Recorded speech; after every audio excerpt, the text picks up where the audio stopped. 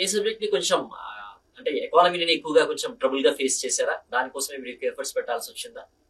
Economy when I'm starting my journey for UPSC preparation in economy, I was nil.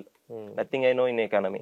So దానివల్ల నేను కొద్దిగా కోపపోవడానికి యూట్యూబ్లో Mrunal sir videos చూసామని దాని తర్వాత హ్యాండ్ అవుట్ చూసుకొని చదవడం స్టార్ట్ చేశాను. So economy being happy feel అయిన తర్వాత జాగ్రఫీ అలాంటి క్వశ్చన్ అగైన్ క్రియేట్ చేసింది.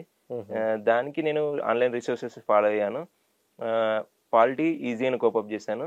ఈ గ్రూప్స్ విషయానికి వచ్చేసి నేను తెలంగాణ రీజియనల్ విషయాలు ఎక్కువ చదవడం వల్ల గ్రూప్ 2 కొద్దిగా మిస్ అయిందని నేను ఫీల్ అవుతున్నాను. కానీ యాజ్ ఓవరాల్ నాలెడ్జ్ అయితే చాలా బేసిక్ నాలెడ్జ్ అంతా గెయిన్ చేశాను ఈ రిసోర్సెస్ ద్వారా. కాకపోతే ఎక్కడో మెయిన్స్ ఆన్సర్ రైటింగ్లో వెలికితీత ఉందని నేను ఫీల్ అవుతున్నాను. దానికి టైం సఫిషియెంట్ మ్యాచ్ అవ్వడం వల్ల ఇది ఒక one of the main reason అని నేను అనుకుంటున్నాను.